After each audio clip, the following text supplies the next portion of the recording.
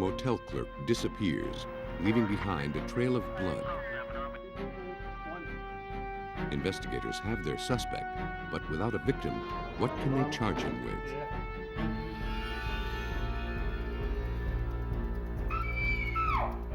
A shooting is reported, but investigators have no proof that it really occurred. What do you have on the victim? Until they can sift fact from fiction, they haven't got a case. Is a missing sofa the key to a woman's disappearance? The prosecution can't rest until it can make sense of a series of odd clues. Murder is usually the most obvious of crimes. The victims' bodies mute witnesses to violence.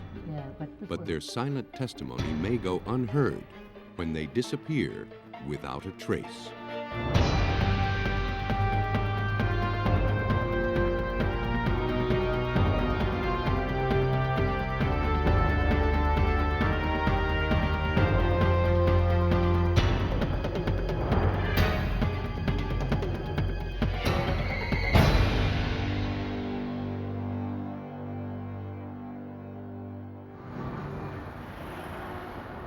Memphis, Tennessee, a thriving southern city.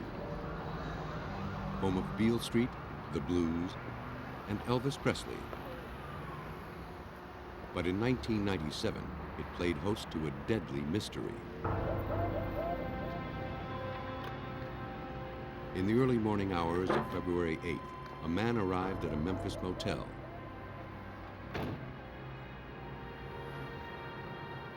He became concerned when calls to the front desk went unanswered. He went to check it out. Hello? The clerk appeared to be missing. Hello? He didn't see anyone in the lobby, but there was blood on the counter.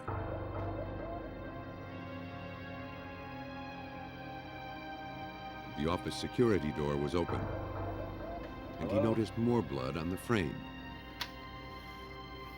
Convinced something was wrong, he left and called police.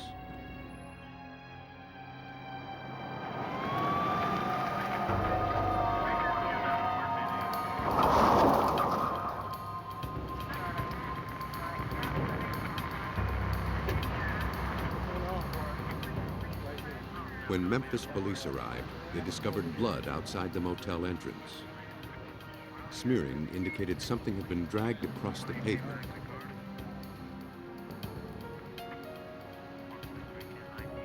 They found more clues inside.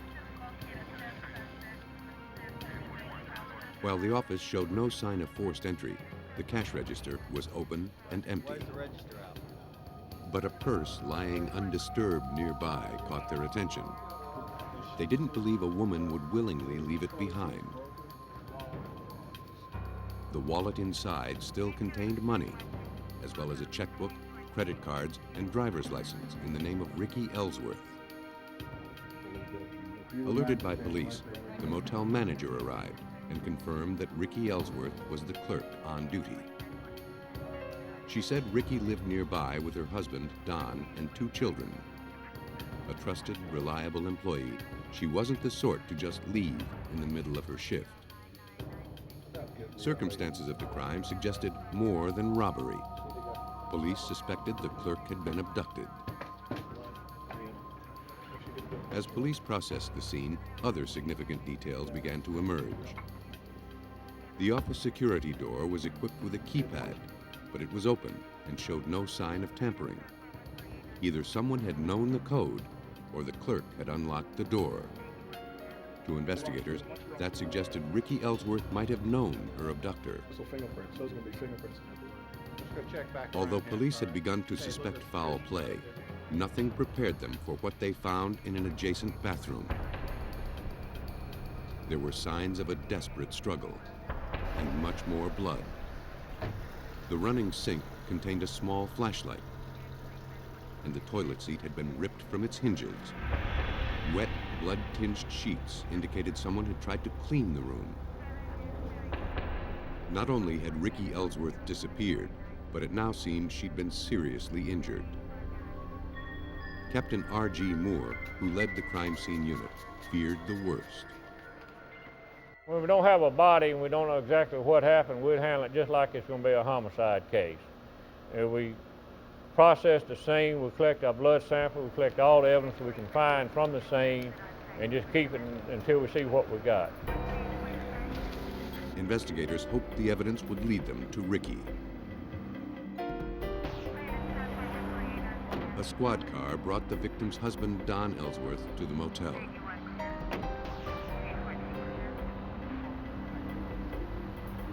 He said he and Ricky were happily married. He told police his wife was a kind person who worked with a Christian prison ministry in her spare time. Every Christmas, she baked pies for the prisoners. But Ellsworth said their marriage hadn't always been so tranquil. They'd once separated for 2 years, and she'd gotten involved with a man who assaulted her and went to prison for it. Ellsworth said the man's name was Michael Rimmer. After finishing at the scene, the investigators returned to the station to conduct a background check on Michael Rimmer. What they found in the files was chilling. Rimmer was a high school dropout with a history of drug problems and violence. In 1989, he was convicted of robbing and brutally assaulting Ricky Ellsworth. Details of Rimmer's previous assault on Ricky raised Detective Robert Shemwell's suspicions. His actions at that crime basically mirrored what was happening here at the motel with the cleaning up, or attempt to clean up the evidence. We immediately began looking for Michael Rimmer. Meanwhile, detectives narrowed the time frame for Ricky's disappearance. They found a couple who had checked in with her at 1:15 a.m. But when 2 others tried to check out around 2:30, she wasn't there.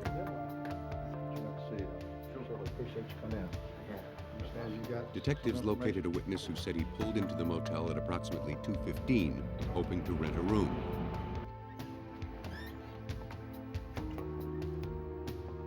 But he saw a man with bloody knuckles behind the counter and left without registering. He also noticed a 4-door maroon car backed up to the curb, its trunk and doors open. Based on his description, police put together a composite of the man at the motel.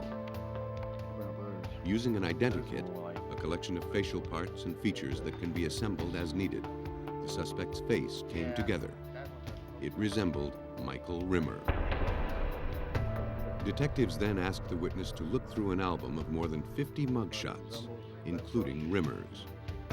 Their hopes were dashed when he couldn't positively identify Rimmer as the man with the bloody knuckles. Detectives learned from a co-worker that Ricky had recently gotten a birthday card from a Michael in Mississippi. She took the card into the back office to read, but became angry and threw it away. It was becoming clear to detectives that if they wanted to find Ricky Ellsworth, they needed to find Michael Rimmer. They started at the auto repair shop where he worked. Nobody had seen him since Friday, the day before Ricky disappeared.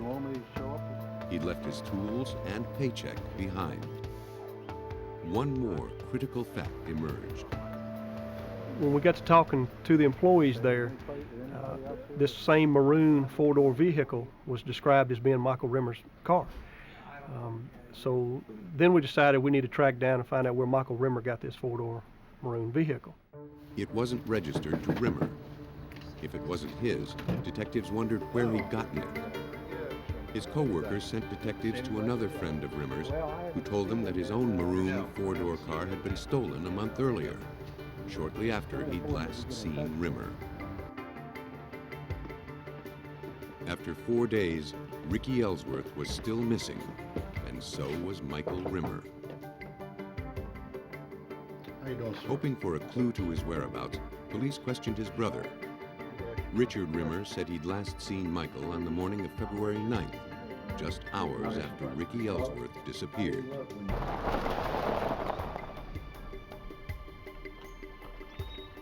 Michael had seemed exhausted when he arrived in the maroon car around 9:30 a.m.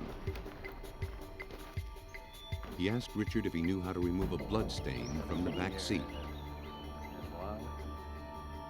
Then, Michael pulled a muddy shovel from the car and scraped mud from his boots. Richard also told police that Michael claimed Ricky bought the car for him. She had visited Rimmer in prison after he claimed he'd found God. And Richard knew the two had met after his release. But somewhere along the line, the friendship soured. By now, 2 weeks had passed, and still nobody had seen or heard from Ricky Ellsworth. Detectives had lost hope of finding her alive, and their prime suspect, Michael Rimmer, still eluded them. They would have to find him and the stolen car if they had any chance of proving murder. I issued a theft of property warrant on Michael Rimmer and indicated in that warrant that when he was located, or if that vehicle was located, that it was to be held for the Memphis Homicide Unit and processed.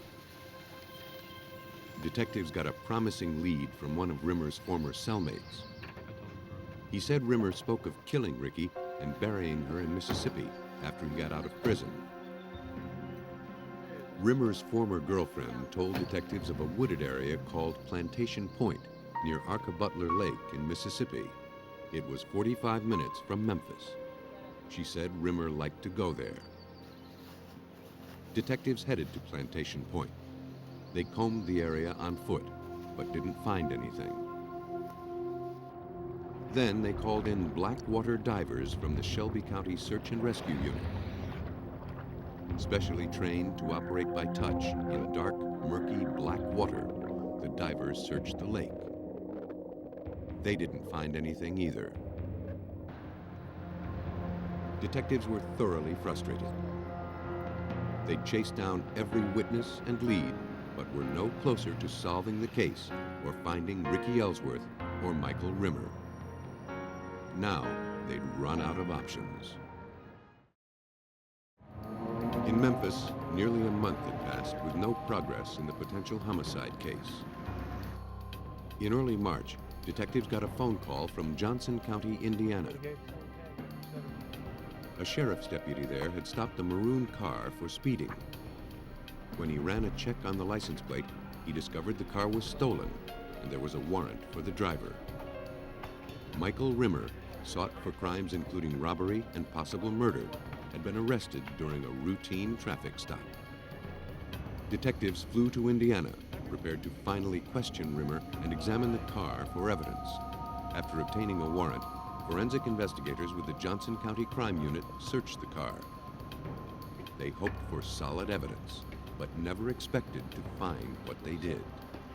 Numerous receipts, hotel receipts, pawn shop receipts, restaurant receipts, showing Mike's every step from the day Ricky came up missing till his actual apprehension. Investigators tested the stained back seat for human blood. Results were positive.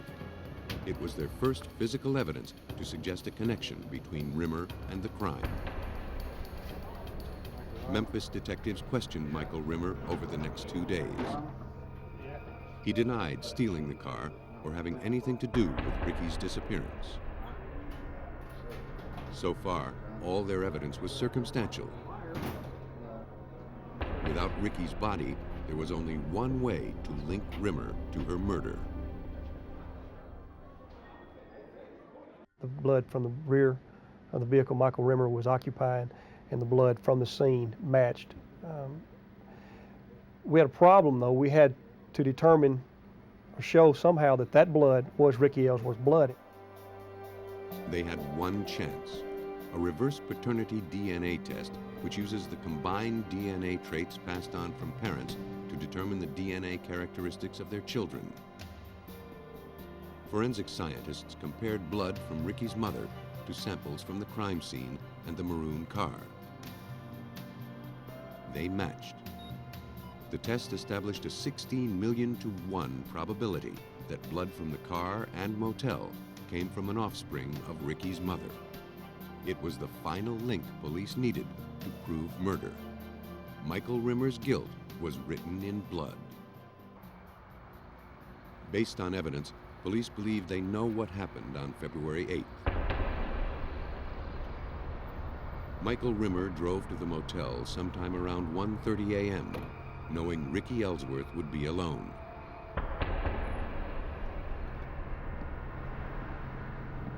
When he arrived, she let him into the office.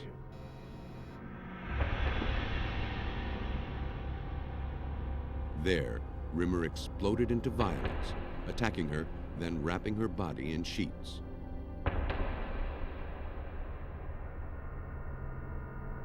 Afterward, he tried to clean the room, but gave up and left the sink running.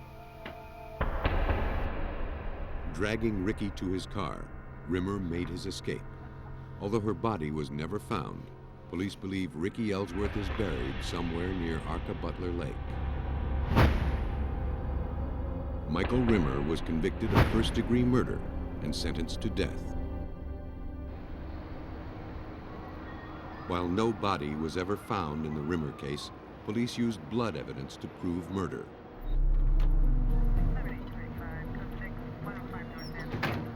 But in Cleveland, Ohio, police would have to build a case on even less.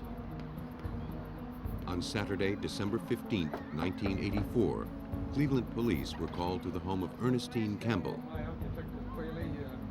She reported that her brother, Henry, was missing, and she feared for his life because she'd heard he'd been shot and his body hidden in an alley. She told police she'd last seen Henry the night before when he'd left home for a nearby after-hours spot.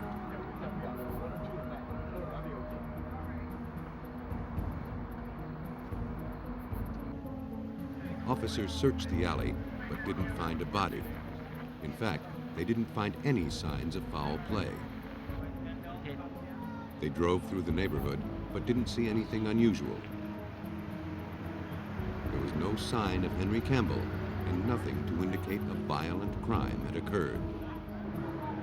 Officers canvassed the area, talking to residents who might have seen or heard something the night before. One witness claimed she heard shots and saw men running near the club. Another recalled hearing shots, but couldn't provide any other details. Still others confirmed shots were fired, but nobody admitted seeing anything. Police were frustrated. They had reports of gunfire and a murder, but couldn't find the purported victim. Homicide Detective John Qualey, the lead investigator, recalls the odd circumstances of the case. Well, usually we're called to the scene of a homicide where we have a victim laying on the street or in a house, but we have a victim. And a lot of times we'll be able to get the weapon used in a crime. With this incident, a murder was reported. We went to the scene. We didn't have a body. We couldn't find the body. We couldn't find any evidence of blood, or we didn't have a weapon. It was kind of starting without anything to work with. Police needed more information, so they returned to the Campbell house. Ernestine gave them a picture of Henry and more details. She'd heard that some people claimed they'd seen Clarence Barnes shoot her brother in the back. She said Barnes ran the after-hours club in his home and that there was bad blood between him and Henry. Hi, Miss Richardson. Sorry. At the station, people who had been at the club that night began coming forward. A woman named Jacqueline Richardson told investigators she saw Campbell at the club and that he argued with Barnes. Now, do you understand? I mean now. Yeah, it has to be that way. Out of here now. When Campbell left, Barnes, who had a gun, followed him outside. Man, you better get off me, man. I told you to stand up. She said the two men were joined by a third and walked out of her sight.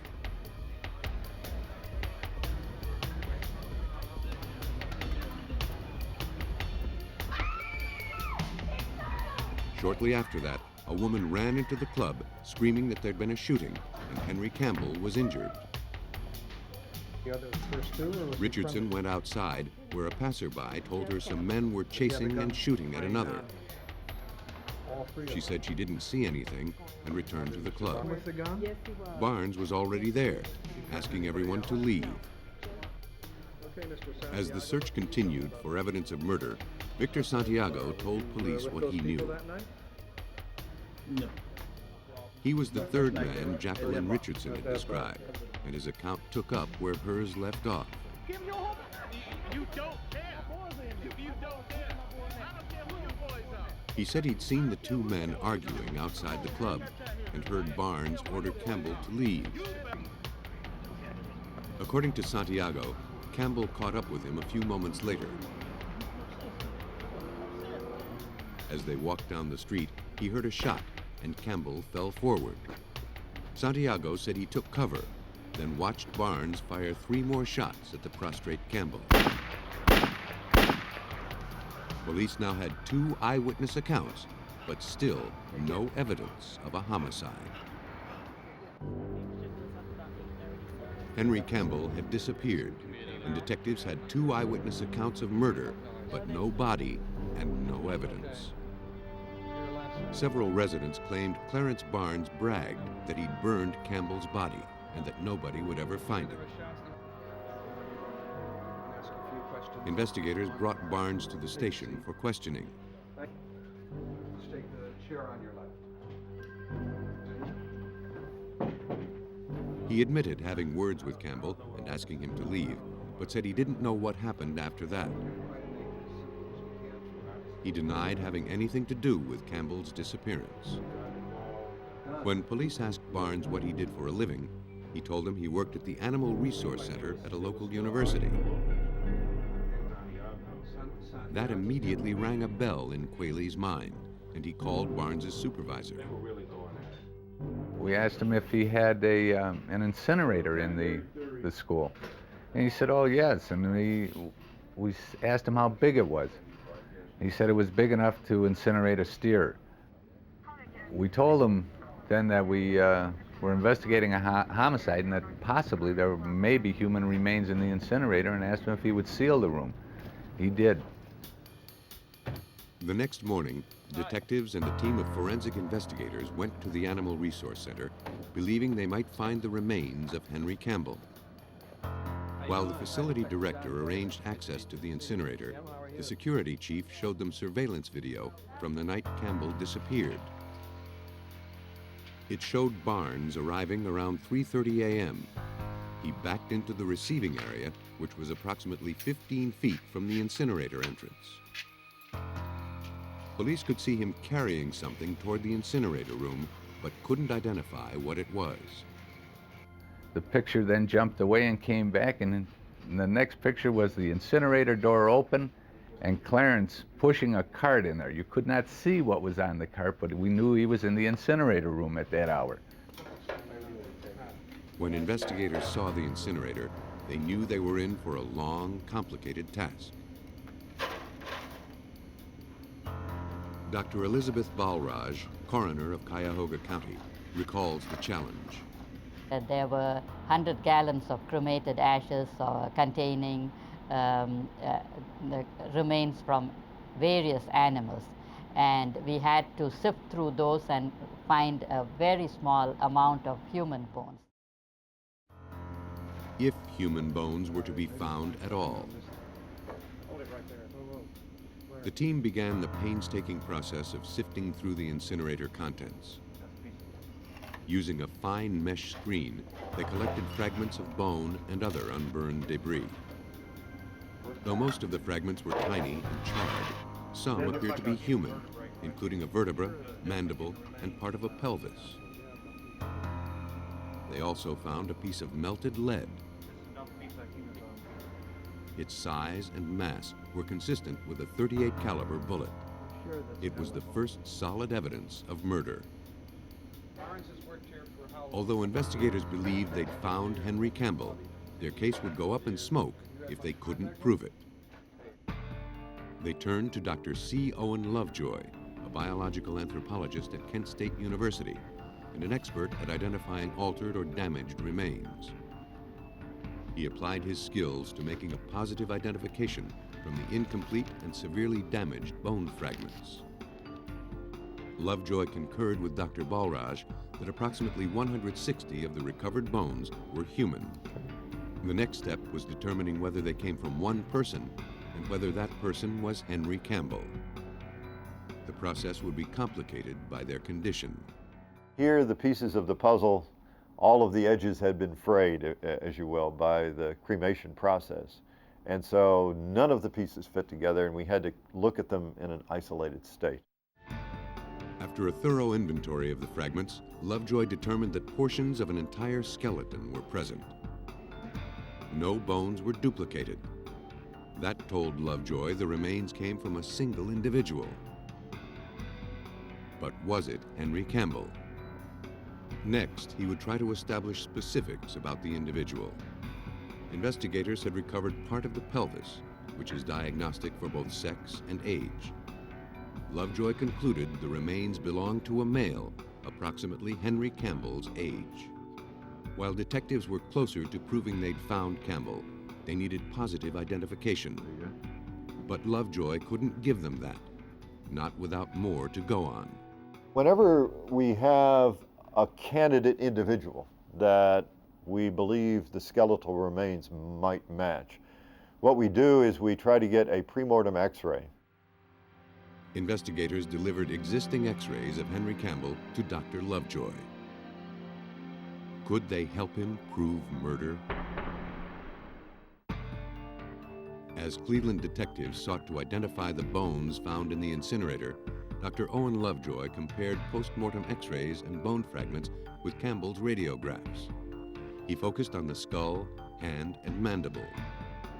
One recovered cranial fragment had a BB embedded in it. That matched an X-ray taken when Henry Campbell had accidentally been shot years earlier.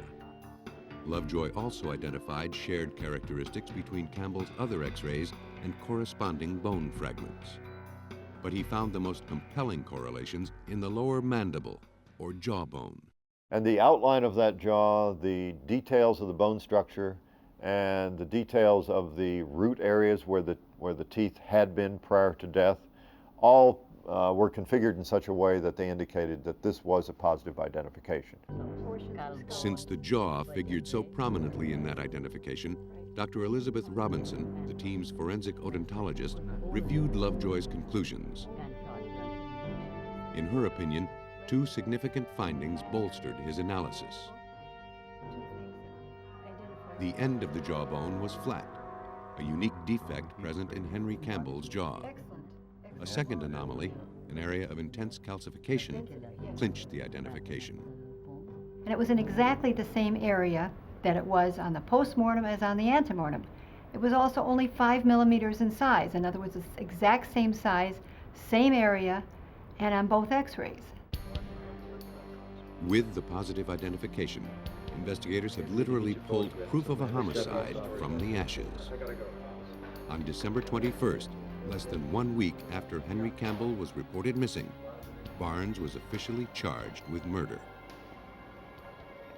Based on the evidence, police believe Barnes followed Campbell from his after-hours club, shot him, then hid his body. Later that night, Barnes took Campbell's body to the Animal Resource Center, where he incinerated it. In April of 1985, Clarence Barnes pled guilty to the murder of Henry Campbell. He received 15 years to life for aggravated murder. In Cleveland, police had to sift their case from a pile of ashes.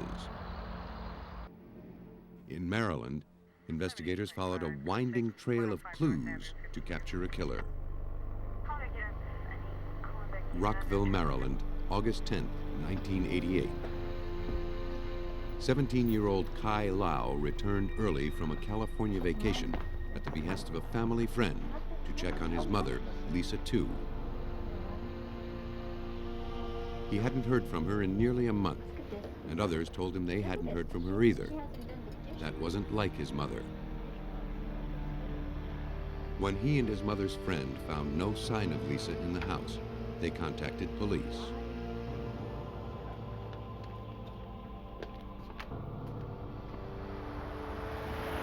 They went to the Special Investigations Office at the Montgomery County Police Department to report her missing. Great, thanks. You're welcome. Detective Turner? Yes. Hi. Kai informed officers that nobody had seen or heard from his mother for a month.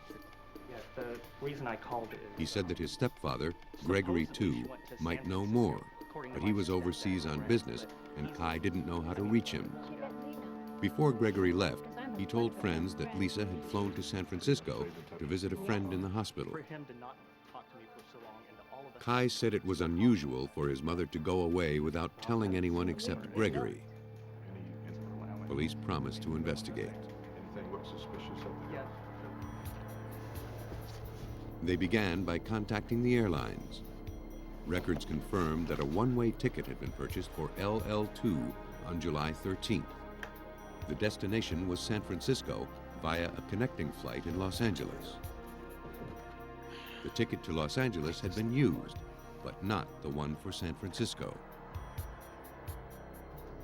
It appeared Lisa too wasn't planning to come back. This is the one from That was her right, but the detectives needed to make one more call. They contacted the friend Lisa was supposed to be visiting in San Francisco. She said she hadn't been in the hospital, wasn't expecting Lisa, and hadn't talked to her in months. Now, detectives began to consider whether Lisa too intended to disappear, or if there might be a more sinister explanation. Detective Roger Thompson worked the case. It was not the normal missing person case where we know somebody's missing for a particular reason. They may not contact family members, but we sooner or later find them. This had some mystery to it. To find out more, detectives spoke to several of Lisa's friends and learned the twos had been married nearly 10 years. It was the second marriage for both, and Kai Lau was Lisa's son from her previous marriage. The twos had enjoyed the good life. Gregory was a successful restaurateur. In fact, one of his restaurants had been a favorite of Washington's elite. But it hadn't lasted. He'd suffered business reversals and lost his restaurants. A commissioned sales job couldn't support the family's affluent lifestyle. Gregory and Lisa argued about money, and their marriage was rocky. Police also learned that Lisa was romantically involved with another man. Police questioned him at his office.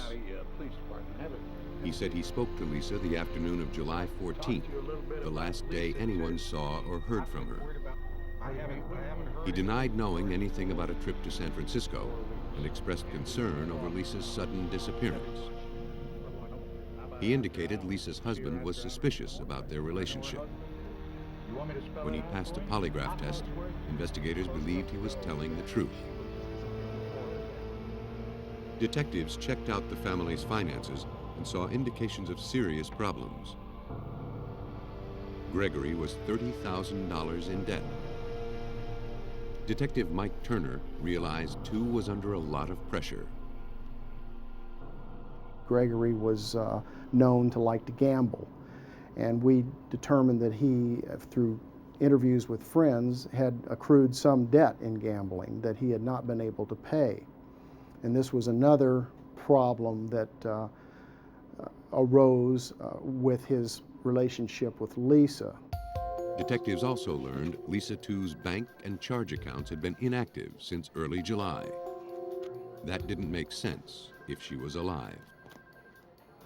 They discovered that her husband, who was still unreachable on a business trip, would collect a $200,000 life insurance policy if anything happened to his wife.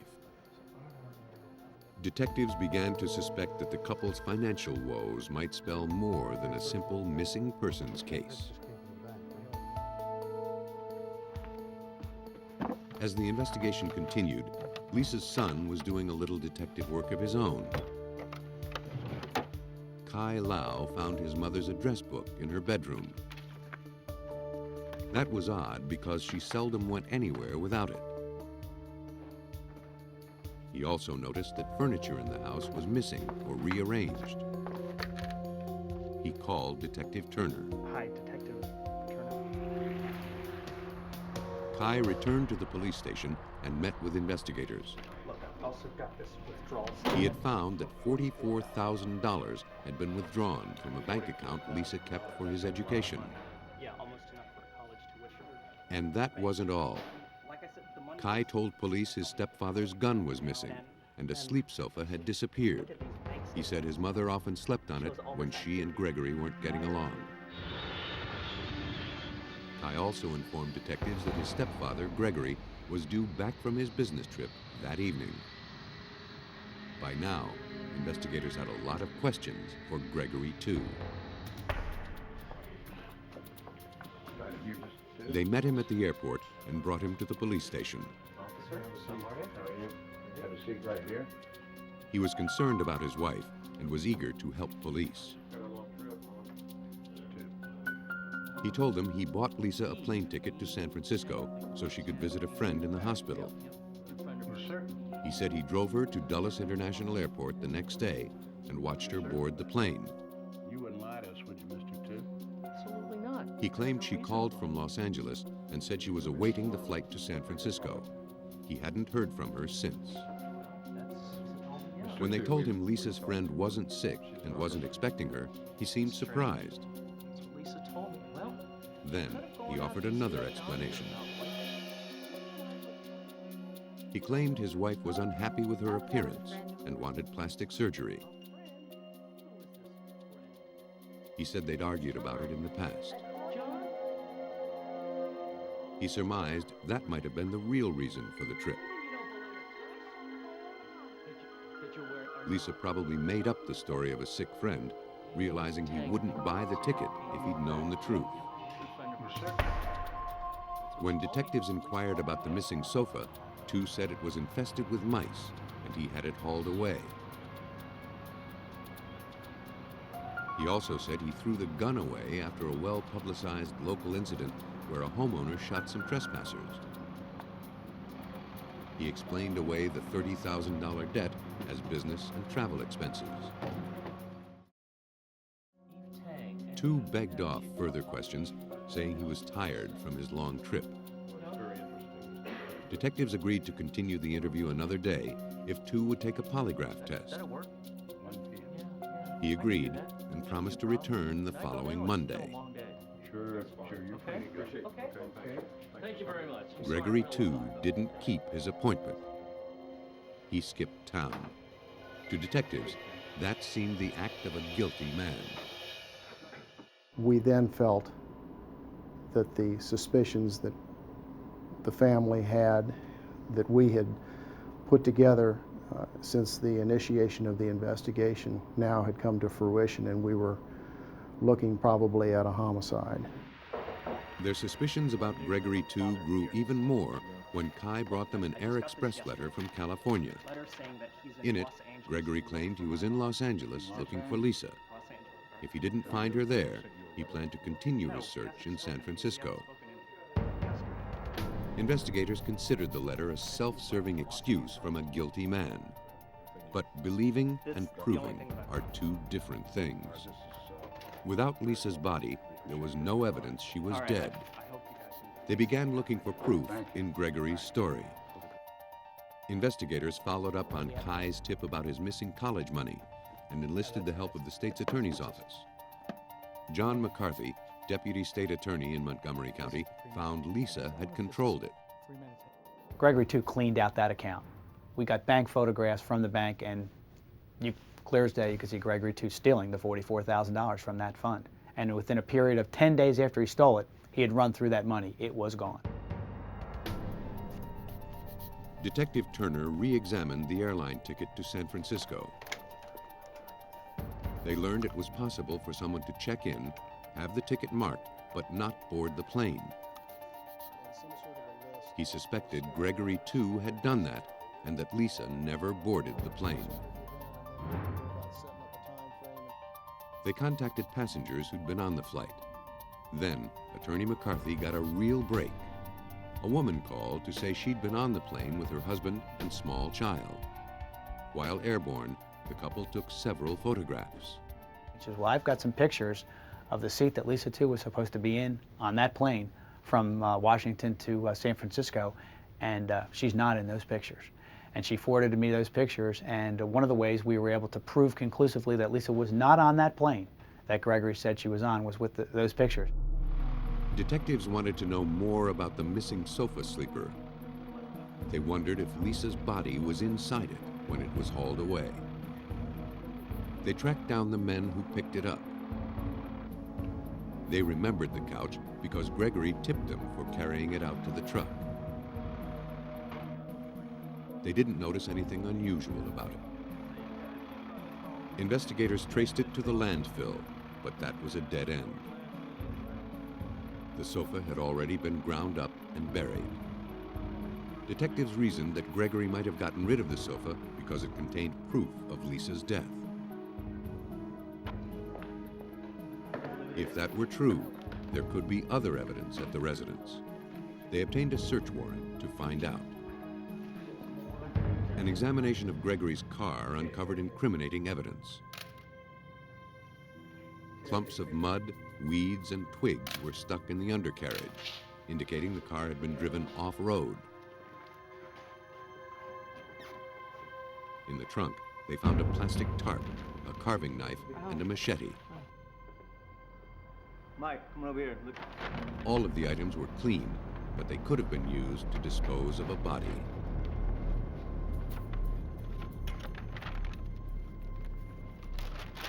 Inside the house, detectives found their first physical evidence of foul play. There were droplets of blood on a chair near the spot where the sofa had stood. But investigators suspected more might have been cleaned up.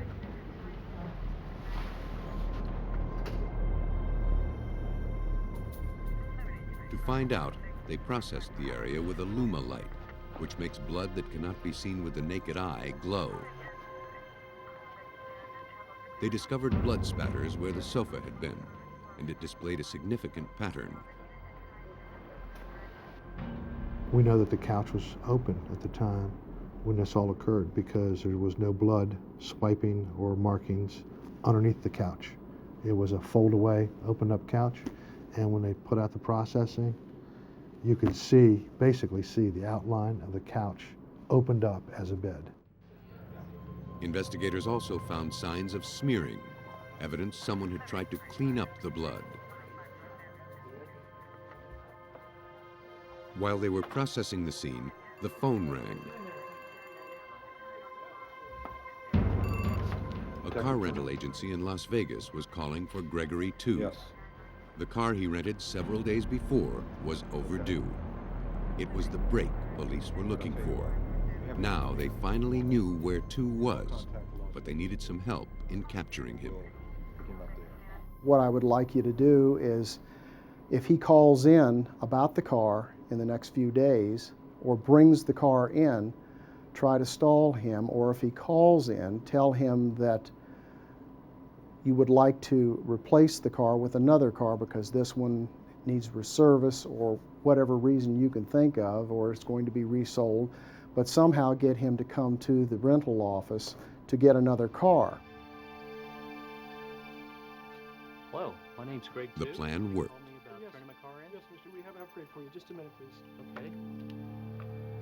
Yes, sir. On Saturday, September 10th, he arrived at the car rental office. Yes, your car is ready. It is? Police arrested him on a fugitive warrant, nearly a month after he disappeared.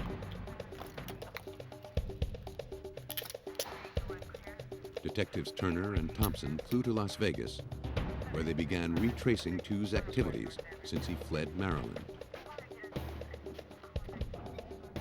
A matchbook in his hotel room led them to a Chinese restaurant.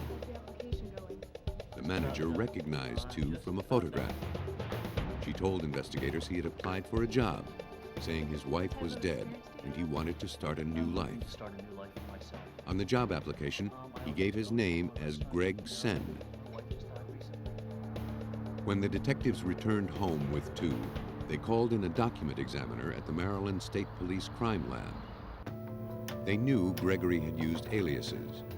They wanted to confirm whether the handwriting on the job application and other items he wrote matched the bank slip closing Kai Lau's college account. The stolen money would provide the motive for the more serious crime of suspected homicide. After providing known samples of Tu's writing, detectives awaited the results of the document examination. The job application, bank slip, and other documents were compared against Tu's handwriting. In making the comparison, factors such as writing style, speed, and pressure are all studied. Document examiner David Sexton explains. And it's a combination of those characteristics as well as a combination of recognizable letter formations and that combination of characteristics that are unique to the individual's handwriting. The writing on the job application, bank slip, and other documents was Gregory Tu's. Fine, how are you? Police also consulted a forensic serology investigator about the blood spatters found at the Tu house. He confirmed they were consistent with a high-velocity wound, most likely from a gunshot. Despite all the evidence investigators had collected, their case was still flawed. They needed something solid to prove murder. Without Lisa's body, the only physical evidence they had was blood from the house. In a divorce settlement. They had to somehow tie it to the victim. Kathy, Karen, and Linda, and they all They had only one chance, and it was a long shot. To prove Lisa Tu had been murdered, Maryland investigators had to link her to the blood in the house. They hoped forensic DNA analysis could do that, but in 1988, it was still in its infancy. In fact, DNA evidence had only been used in a few trials nationally, none of them murder cases. And the Tu case posed a significant challenge.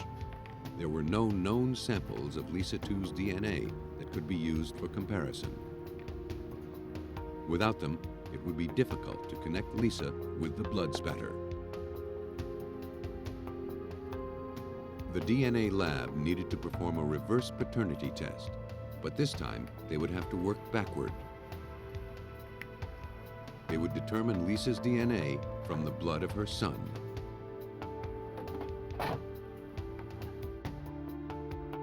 Because Kai Lau was a genetic combination of both his parents, scientists could, in theory, forensically subtract his father's DNA from his blood. What remained would be Lisa's DNA profile.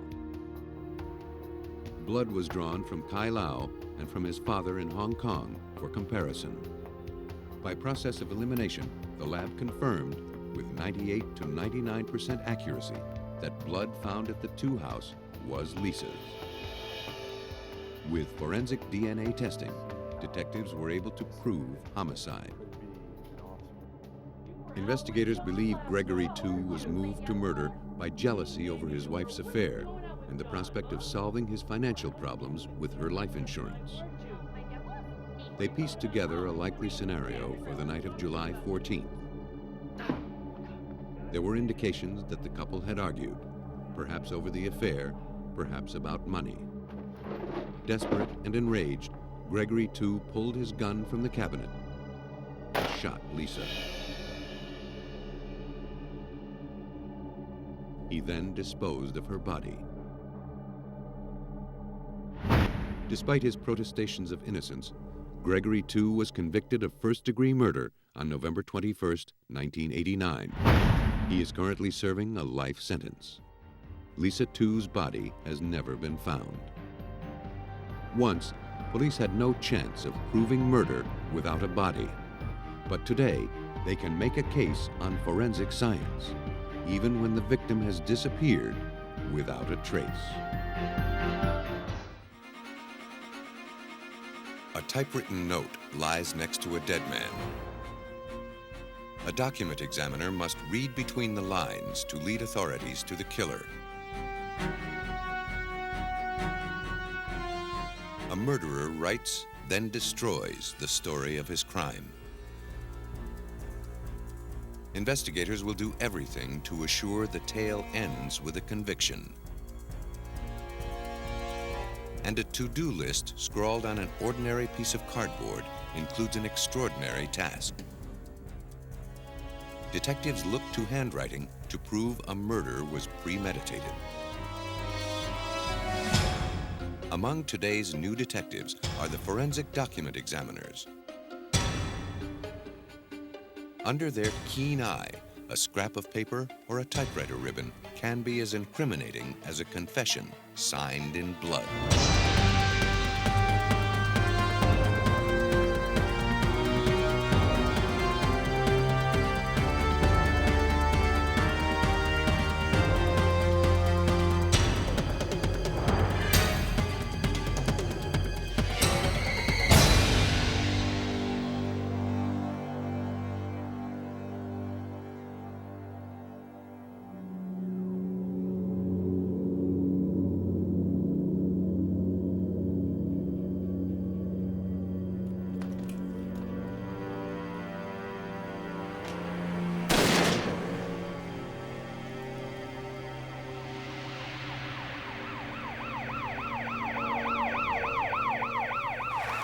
In Minneapolis, Minnesota, February 6, 1995, police officers responded to a 911 call. They arrived at the home of Ted Mills, his wife, Mamie Hernandez Mills, and stepson, Nathan Latu.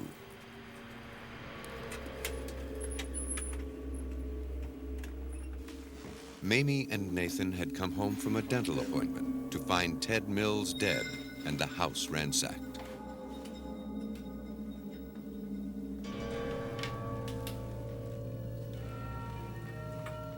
Mills lay with a shotgun wound in his head. The back door of the house showed signs of forced entry. The strewn clothing seemed to indicate a robbery had taken place.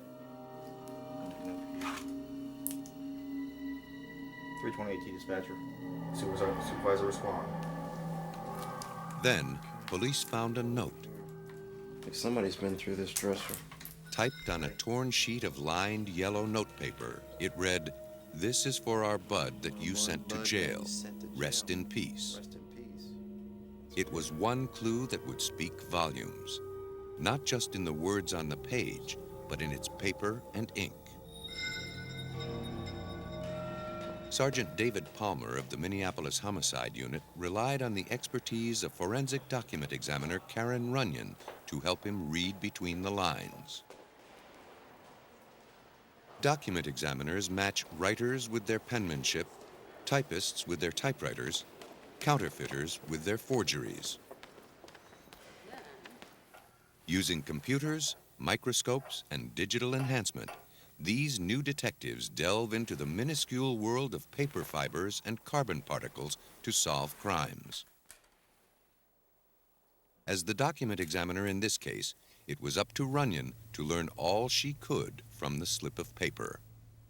The note was collected by the crime scene people and brought to me, and I first made an examination to determine how the note had been prepared, and it had been prepared with a typewriter that used a carbon film ribbon, which told me that if the ribbon could be located, the ribbon could be read and matched possibly to this entry. Runyon told officers to look for an electric typewriter with a carbon film ribbon, and if they found one like that, they should collect it as evidence. As well, they should be aware that this document had a fractured lower edge to it, where it's been torn off of the rest of the piece of paper, and they should look for any pieces of paper like this with any fractured edge, or any type of tablet that this might have been torn out of.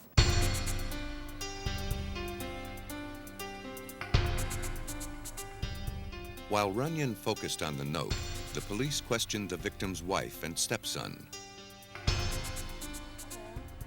According to Mamie and Nathan, they were at a dental appointment when the murder occurred. They'd phoned home from the dentist's office, but no one answered. Ted should have been home, but they assumed he was sound asleep, since he worked nights and slept days. The note suggested the murder and burglary were a payback for a past burglary at their home that was foiled by the victim. Mills had helped send the burglar to jail.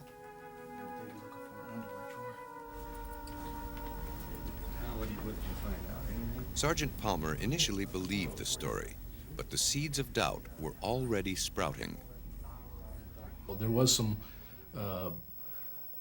truth to this, and we couldn't discount this. But at the same time, our experience tells us that generally burglars are not going to return or have somebody return and kill somebody because of an identification that they have made. During questioning, which police videotaped, Nathan Latu told police he saw a handgun next to Mills' body, but police couldn't find it. They were skeptical.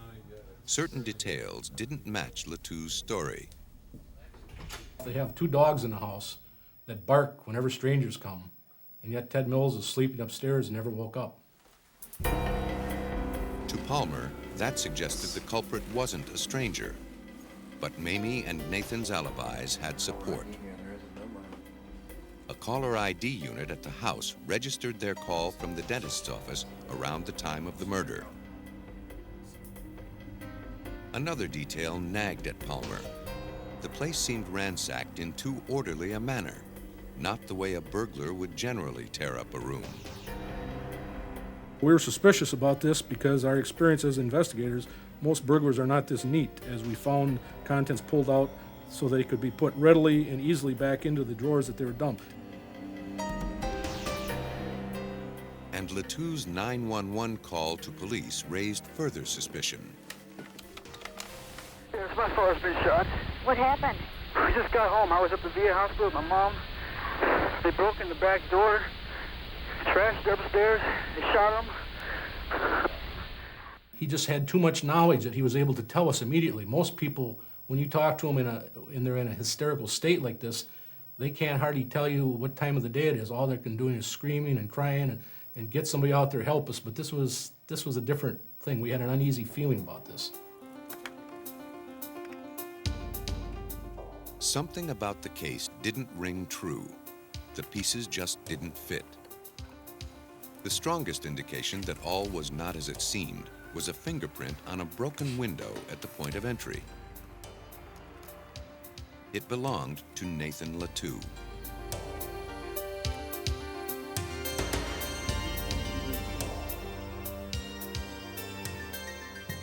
When Nathan Latu was confronted with the fingerprint evidence, he broke down and admitted his involvement in the murder. Days before the killing, Latu said his mother asked him to write out in longhand the phrases typed on the note found next to Mills. Now, investigators had reason to believe that Mamie Hernandez Mills typed the note herself. But how? She said she couldn't read or write English, and there was no typewriter in the house. Police needed to find the typewriter used to create the note. Now that Nathan had implicated Mamie, Runyon and investigators began to focus their search. They remembered that Hernandez Mills cleaned houses for a living. Police decided to look for a typewriter in the last few homes she worked in.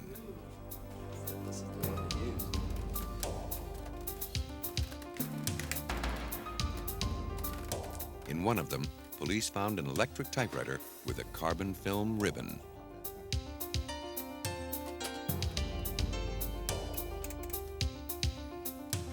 The last few words of the note were clearly visible.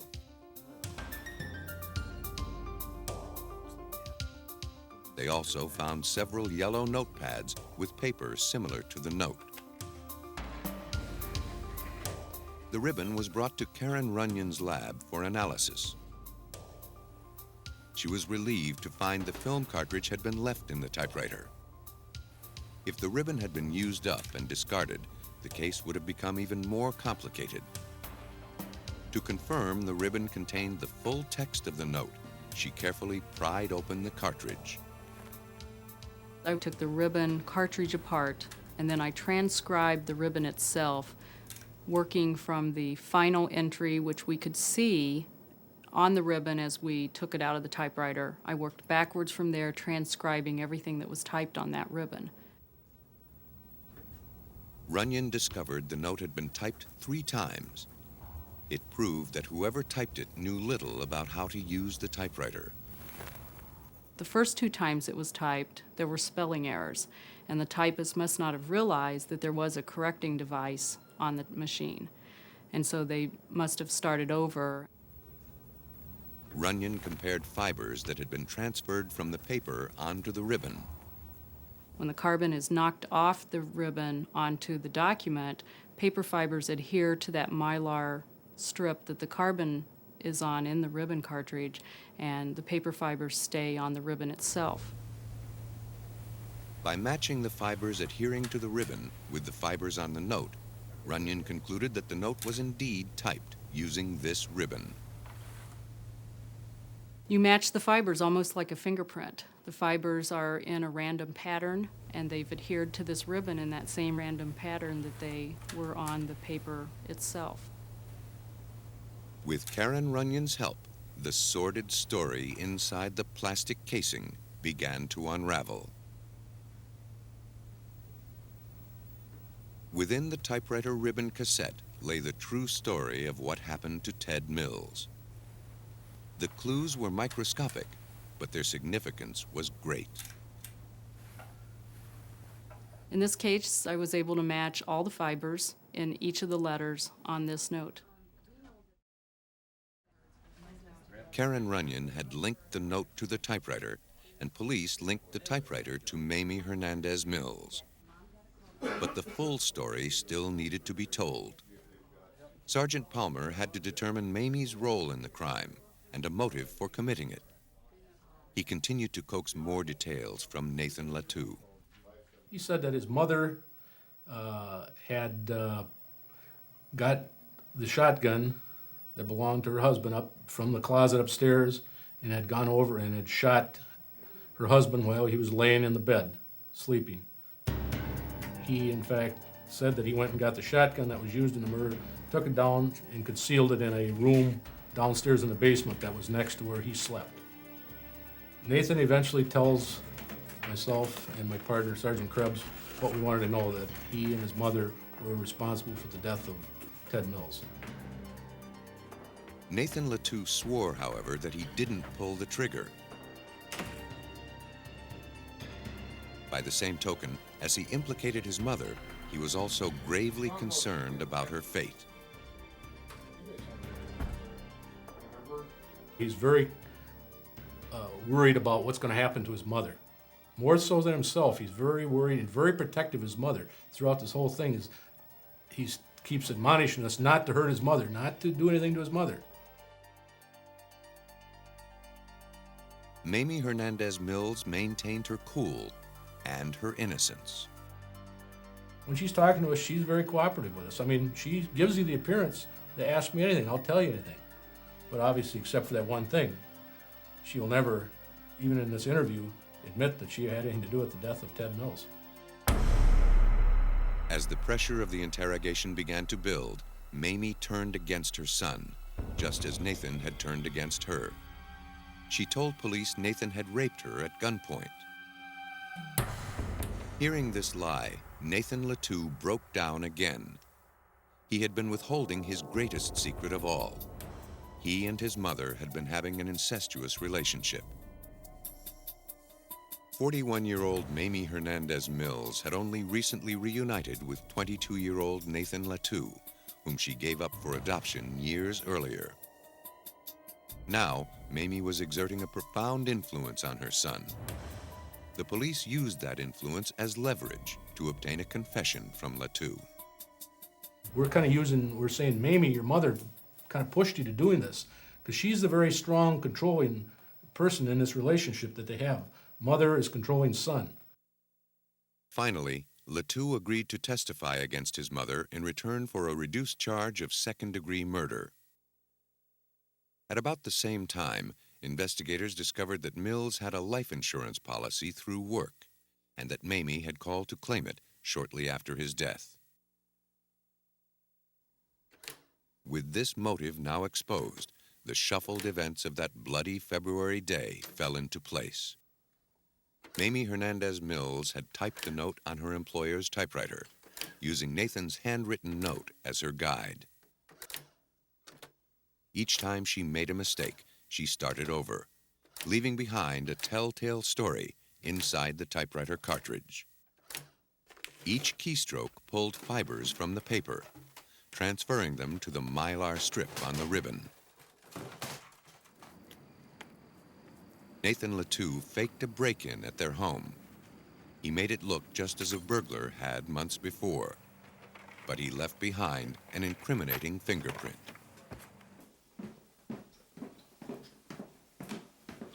As Nathan and Mamie climbed the stairs, they were careful not to wake Ted Mills. Upon entering the bedroom, they wasted no time.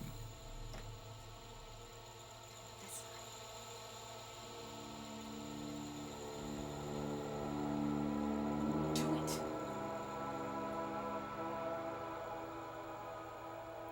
Do it.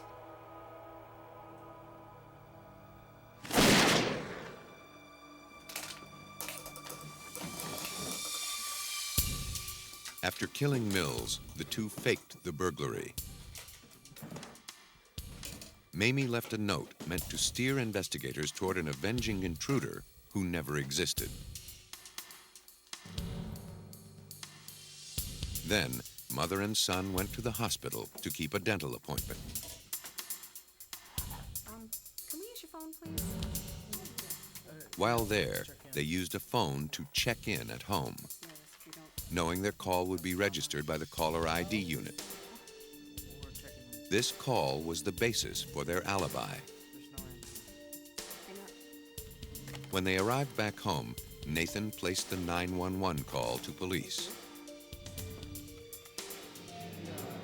He later told investigators he'd hidden the murder weapon in a pipe and buried it beneath a tree.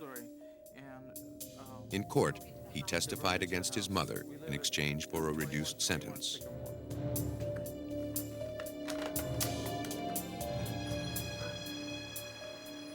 Mamie Hernandez Mills was convicted of first-degree murder on April 20th, 1996. She is serving a life sentence. Nathan Latou pleaded guilty and was sentenced to 24 years. By leaving a note, Mamie Hernandez Mills and Nathan Latou meant to cast blame on a fictional intruder, but they left too much real-world evidence to the contrary.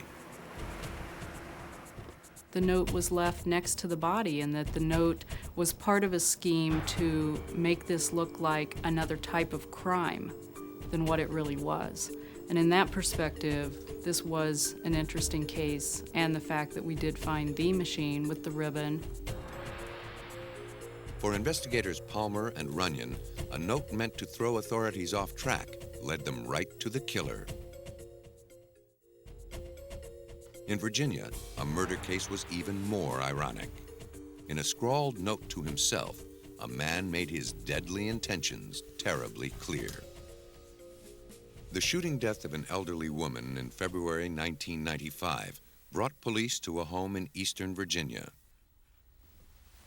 The only thing missing from the scene was $5 taken from the woman's purse.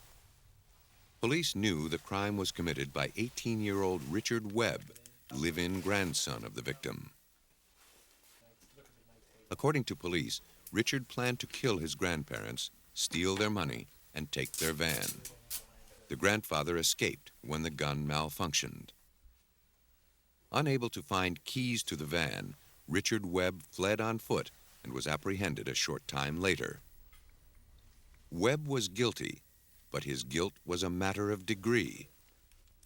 If police were right and Richard planned the killing with intent to rob, he'd be guilty of first-degree murder.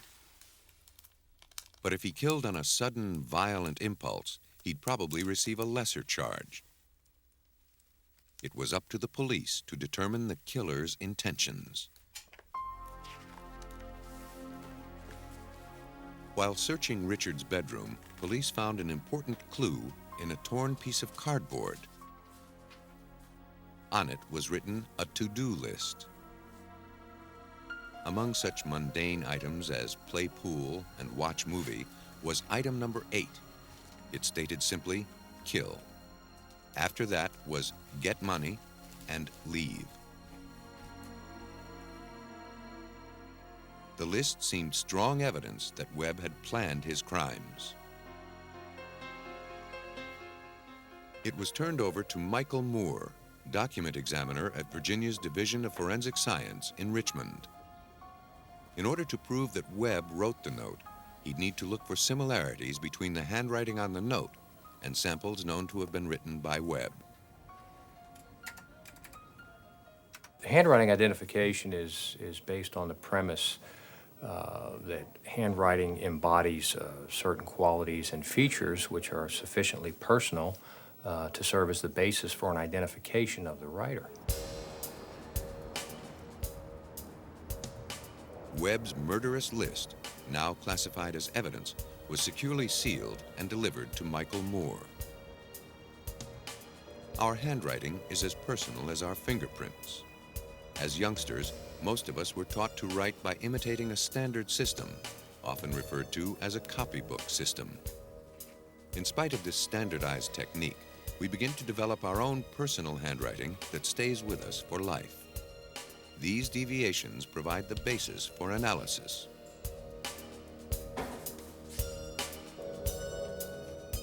When examining a document, Moore looks at speed, skill, slant and height ratio, proportion, and the overall appearance of the writing. Similarities as well as differences are scrutinized. Consistent combinations of features are what Moore seeks to identify. Does it exhibit good line quality? Are there some unusual stopping and starting places? Does it have patching or retouching? Are there blunt beginning and ending strokes? He set to work, applying a 3-step process to the handwriting examination. He knew from the start this was to be a challenging assignment.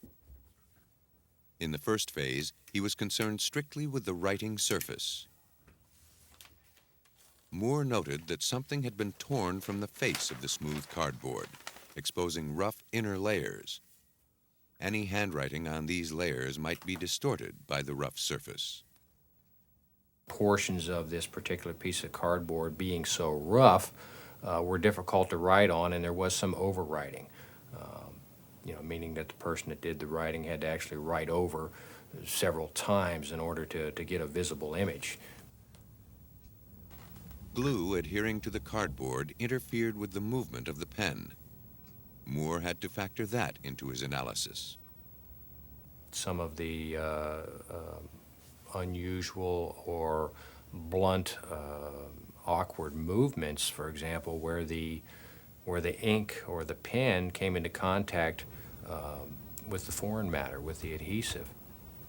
Is this the habit of the writer to square off this particular portion of this letter, or is this as a result of coming in contact with this amount of glue? The first phase of the examination showed that the rough edges, as well as the glue, may have affected the shape of the letters. In item number 2, the bottom of the W in work is squared off where the pen hit the glue.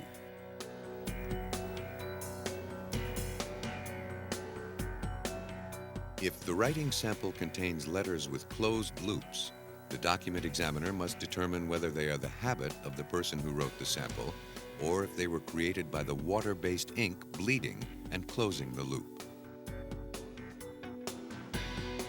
These variations in the writing surface can cause the letters to deviate from the author's normal handwriting, making it difficult to analyze.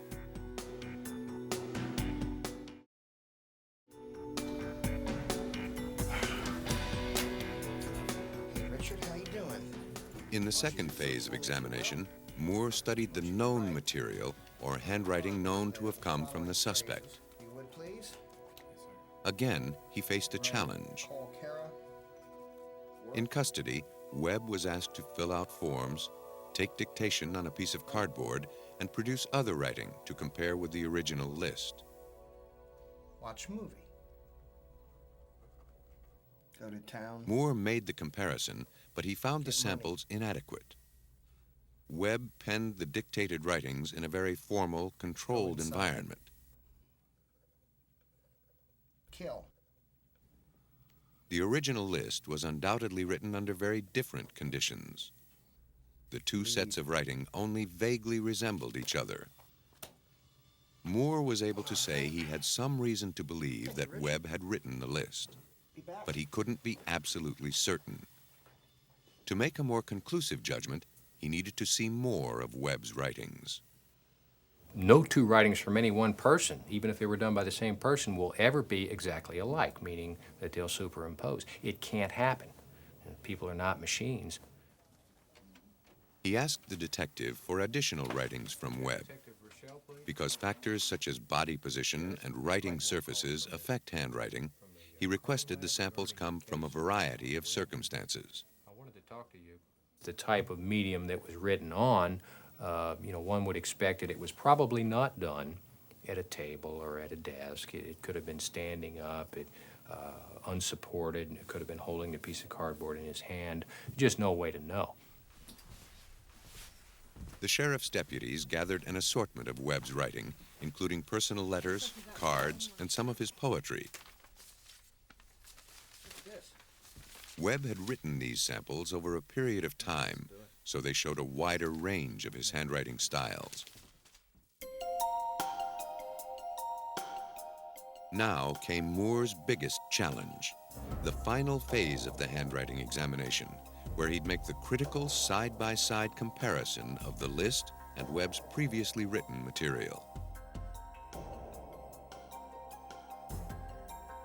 For presentation in court, he used a black and white enlargement of the list. The features and characteristics used to identify handwriting take many forms. Some are conspicuous, some are subtle. On the cardboard list, Moore noted that the relative size of numerals to capital letters was consistent. The number 1 was taller than the capital C in call. The number 2 was also taller than the capital W in work. Moore found this same habit reflected in the known writings of Richard Webb. The significance of Webb's natural range of variation raised a problem for Moore. He had to account for Webb's tendency to form the letter R slightly differently each time he wrote it. In item number 1, the letter began well to the left of the spine, then continued on to form a rounded upper portion. In item 9, that capital R still began to the left of the spine, but the top portion was flat. Moore recognized the same variations of the letter R on Webb's known writings. They matched exactly the variations found on the cardboard list. The combination of these features led Moore to a single conclusion. He could state with virtual certainty that Richard Webb was the person who wrote the list on the cardboard and had therefore premeditated his crimes.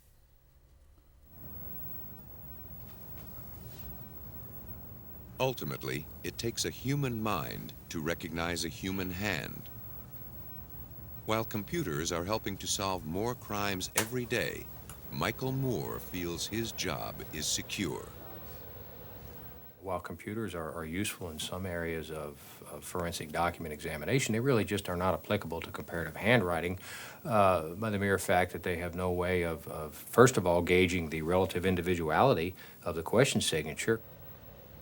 Even if 20 variations of a signature were scanned into a computer, it might still fail to identify a 21st signature as coming from that same writer. Computers do not have the ability to judge the range of variation or the circumstances under which the writing was produced. Computers are just not in today's, what's available in today's market, are just not capable of doing what the human can do. When confronted with Moore's findings, Richard Webb pleaded guilty and received a life sentence for capital murder. Ultimately, handwriting analysis matched the killer to his crime. But when comparing handwriting, the analyst must always be certain he's focusing on the right clues. The most crucial writing samples may come from the least likely sources. One handwriting expert's small lapse in judgment fueled the flames of one of the greatest hoaxes in modern history. In April 1983, the world was riveted by the news that Adolf Hitler's diaries had been discovered in Stuttgart. The 60 handwritten volumes, written over 35 years, were found by a German journalist. To determine if the books were truly written in Hitler's hand, the German government enlisted a brigade of specialists, including handwriting analyst Ordway Hilton. Hilton was given 7 samples of Hitler's writing to compare to the diaries. Based on these samples, he declared the diaries authentic. It was an honest mistake that almost destroyed his reputation. Hilton was duped. He correctly determined that the author of the diaries also wrote the samples he used to compare them with. But his fatal flaw was his assumption that Hitler wrote the samples. He didn't. They were written by the same person who forged the diaries. That man was Conrad Cujo. The diaries were sold for more than $2 million before the fraud was exposed by an international team of document examiners, chemists, and historians. By studying the composition of the paper, the quality of the type, and other characteristics, they determined the diaries were no more than 4 years old. When the West German State Archives announced their findings, they discredited the books in no uncertain terms, declaring the diaries the grotesquely superficial concoction of a copyist endowed with a limited intellectual capacity. Even so, Cujo perpetrated the most expensive fraud in the history of publishing. If it weren't for the expertise of forensic examiners, he might have pulled it off. But incriminating documents seem to have a way of ending up in the right hands, especially if the crime is murder. In Smyrna, Tennessee, outside of Nashville, a man made a poignant televised appeal for help in 1994. Ricky Bryan, a 39-year-old welder, had a sporadic 5-year relationship with 72-year-old Charlotte Scott. I did date the woman for a little over 6 years, and she's missing, so we gotta find her. Scott had been missing for 2 weeks. I wish she'd come back home, wherever she's at. The family was hopeful she would be found. I have to pray that someone comes forward. Scott's daughter Rosalie reported her missing after finding her gone and her apartment door left open. We just would like to know where she is.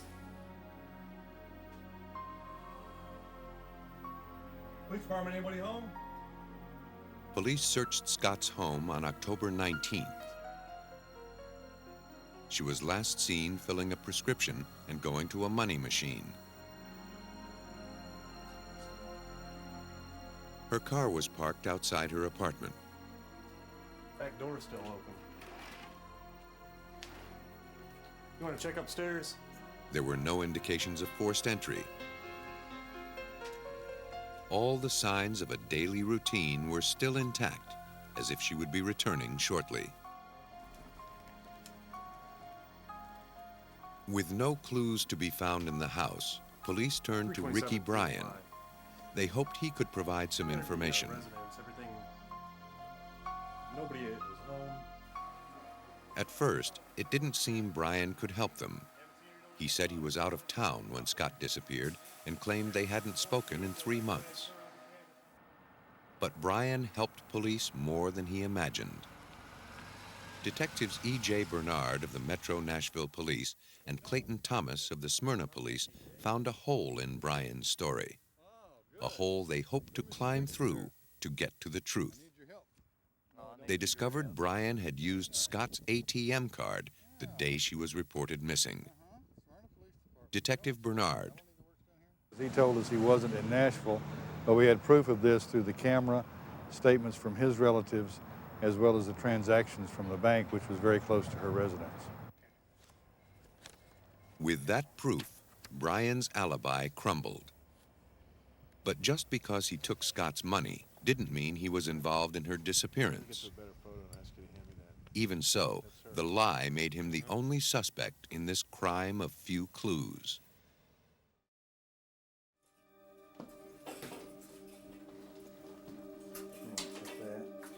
After he failed a polygraph test, police obtained a warrant to search his home. They were looking for ATM receipts, weapons, tools that might be used in a kidnapping or a murder, anything that could link Brian to the crime. They found nothing. They had no physical evidence and no more leads. The investigation ground to a halt. A few frustrating days passed before detectives received a break.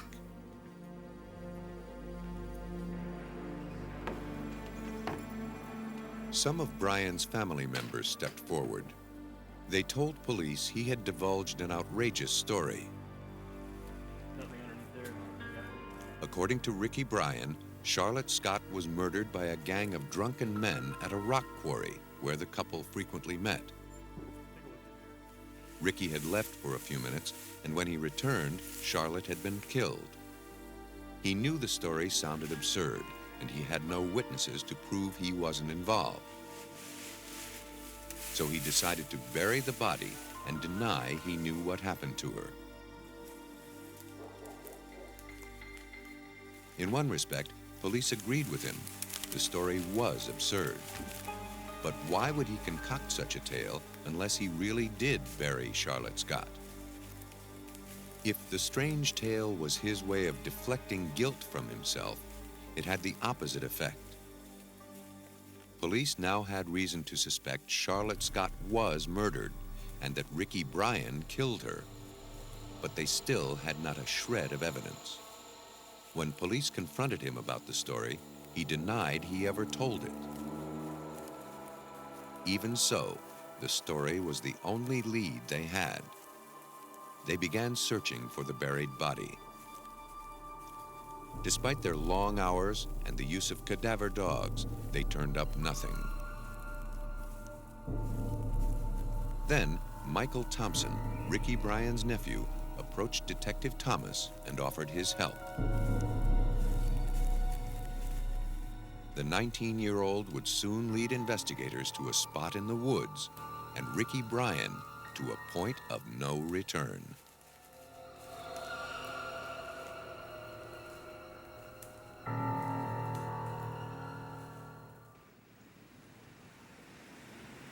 Investigators rely on skill, wit, and luck to find breaks in criminal cases. In the murder investigation of Charlotte Scott, the break stepped forward in the form of Michael Thompson, nephew of Ricky Bryan. Thompson volunteered to speak with Bryan and hopefully learn the whereabouts of the victim's body. Police told Michael Thompson they'd appreciate him sharing any information he might find out. On November 15, 1994, Thompson went to visit his uncle. Bryan was extremely suspicious. He was convinced his house was bugged and that police were watching his every move. After searching his nephew for a listening device, Bryan and Thompson engaged in a stilted dialogue meant to mask the true thrust of the conversation. Bryan needed to recover a shovel and rake he buried in the woods with Scott's body. Here was his confession, but he wasn't about to say it out loud. Instead, he wrote it in a notebook. Each time he wrote a message, he ripped the paper from the notebook and burned it in a wood stove. He was afraid if they were found, the tools would link him to the body. And during the written communication, Bryan sketched a detailed map pinpointing where the tools and the body were buried. Then he burned the map, just as he had burned the other notes. That evidence was gone. But not for long.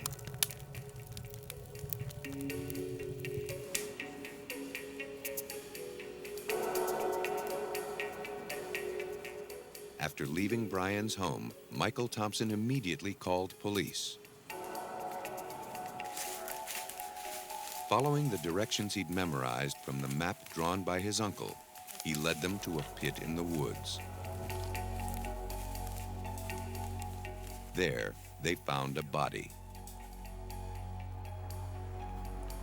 327 T, Sarge. Definitely her. 327 T, Sarge. There was an odor of decomposed flesh. We then started going through the items. There was a lot of debris. We pulled debris out, and at one point, Detective Thomas found the foot belonging to the victim. 393. The remains were crushed and mutilated almost beyond recognition. With the help of an identification unit, Detectives Thomas and Bernard recovered and identified the body of Charlotte Scott. Nearly a month had passed since she had last been seen.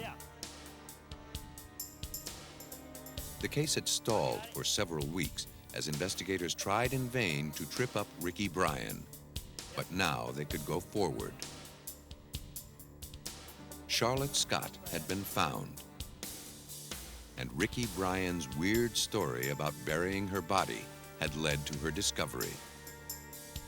Police had what they needed to arrest Ricky Bryan, but not enough to convict him. They needed hard evidence that proved Bryan knew where the body was buried. The testimony of his nephew may not have been enough to convince a jury. They needed the notebook in which he drew the map. The map itself was unrecoverable, but if the notebook could be found, perhaps the remaining pages would bear its faint impression, proving Bryan had total knowledge of the slaying.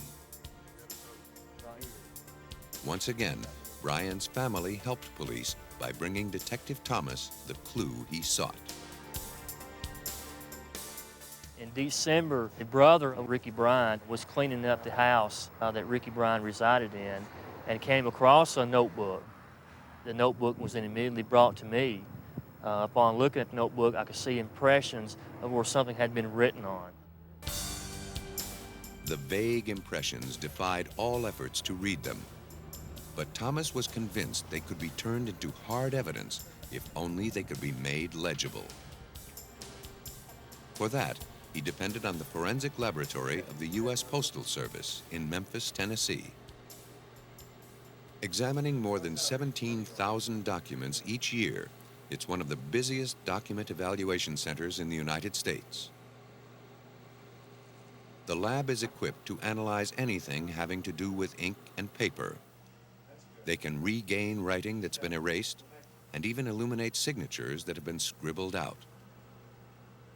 An infrared light source called a crime scope makes some inks invisible and others fluoresce, disclosing hidden writing. The lab usually examines documents relating to white-collar crimes, credit card thefts, forgeries, and fraud. It occasionally assists with outside criminal investigations, especially in cases of murder. Forensic document analyst Grant Sperry has been with the lab for 18 years.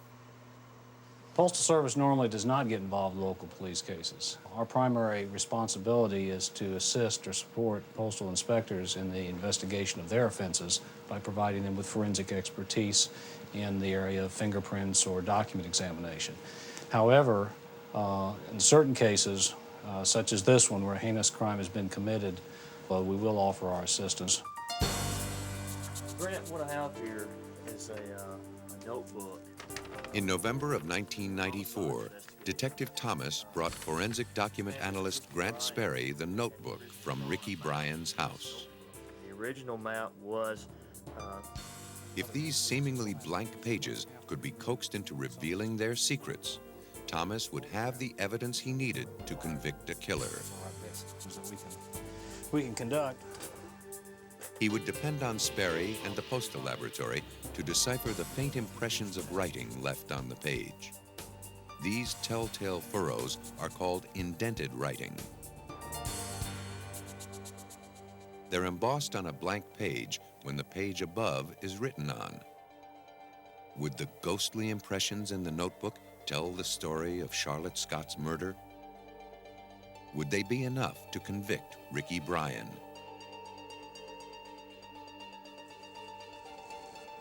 Okay, Patricia, we need to photograph.